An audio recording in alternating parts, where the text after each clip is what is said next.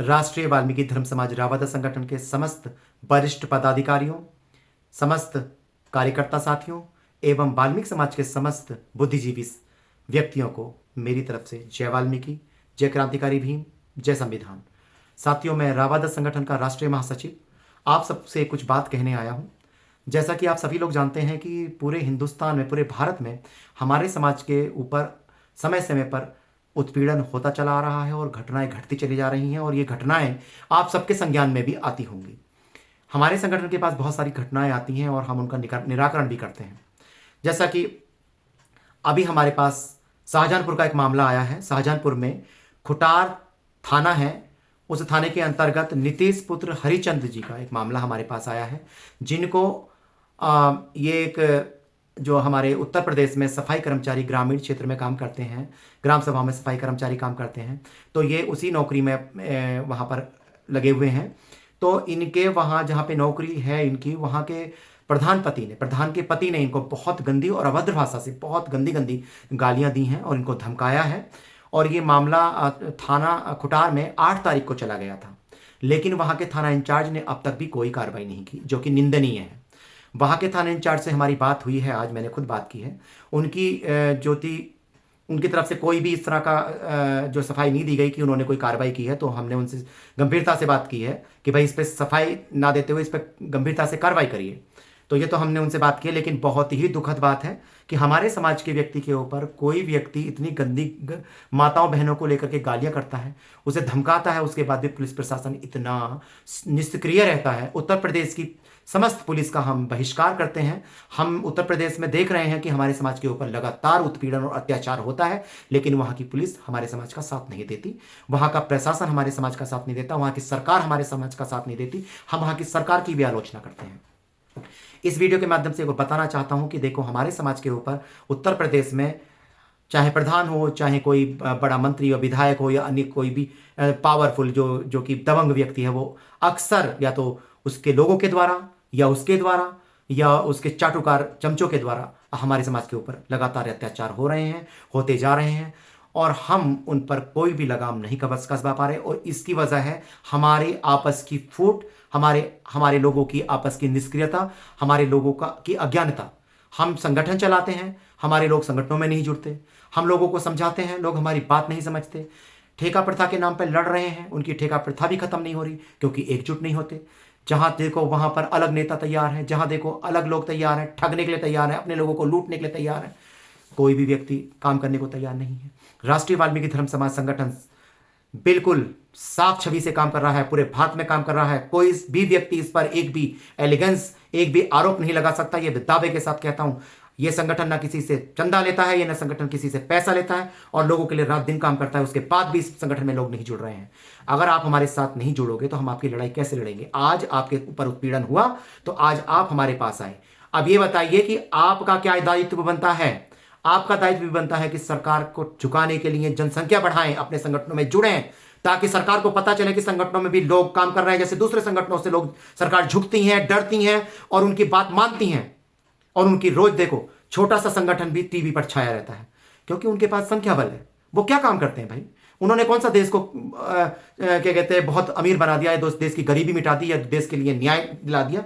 मगर वो लोग संख्या बल में ज्यादा होते हैं, इसलिए सरकार उनकी बात सुनती है, प्रशासन उनकी बात सुनता है। हम संख्या बल में कम है, हमारे लोग हमारे साथ नहीं जुड़ते, तो हमारी बात कौन सुनेगा? तो विडंबना है, बहुत बड़ी विडंबना है। और मैं उत्तर प्रदेश सरकार की इस आलोचना करता हूं कि हमारे समाज के साथ उत्पीड़न लगातार बढ़ रहे हैं, लेकिन सरकार संज्ञान नहीं लेती। योगी जी की बहुत बरकस निंदा करता हूं क्योंकि हमारा संगठन लगातार काम कर रहा है और योगी जी को हम लगातार रिपोर्ट भी करते हैं, पर फिर भी उनके प्रशासन के लोग हमारे लोगों की सुनवाई नहीं करते। बहुत ही निंदनीय है योगी जी। और आप पूरे प्रदेश का जो पुलिस प्रशासन है उसकी भी हम निंदा करते हैं। पूरे प्रदेश में जगह जगह हमारे लोगों के उत्पीड़न को पुलिस दबाने का काम करती है, कुचलने का काम करती है, बहुत निंदनीय है। और खुटार थाने के पुलिस के लोग भी, जो वहां के इंचार्ज हैं, उन्होंने भी ये मामले को इतने दिनों तक अभी तक दबा के रखा हुआ है। इतनी गंभीर गालियों के बाद भी धाराएं कौन सी लगाई हैं? कह रहे हैं 7 साल से कम की सजा होगी। क्यों होगी भाई? इतनी खतरनाक गालियों के बाद भी अगर व्यक्ति को सजा नहीं हो रही है तो आपका फेलियर है। ये पीड़ित व्यक्ति का फेलियर नहीं है, समाज का फेलियर नहीं है, ये आपका फेलियर है। आप दबंगों की चाटुकारिता करने के लिए बैठे हुए हैं, आप लोग गरीबों को दबाने के लिए बैठे हुए हैं, उन्हें धमकाने के लिए बैठे हुए हैं, उन्हें केसों में फंसाने के लिए बैठे हुए हैं।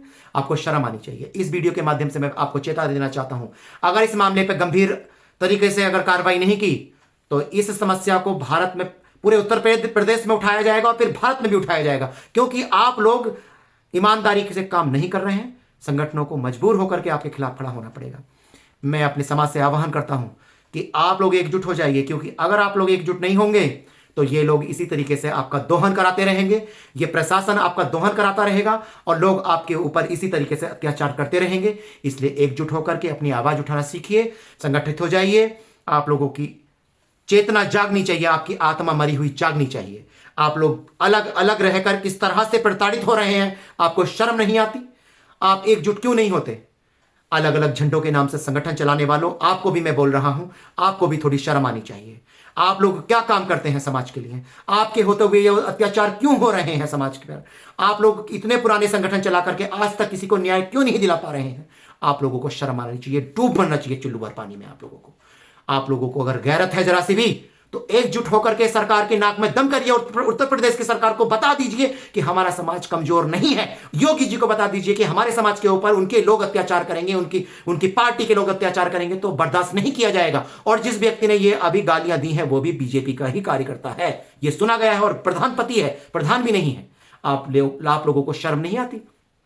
आप लोग बीजेपी की चाटू कार्यकर्ता करते हैं, हम भी वोट दे रहे हैं, लेकिन क्या योगी को शर्म आ रही है इस बात पर? क्या बीजेपी के लोगों को शर्म आ रही है इस बात पर?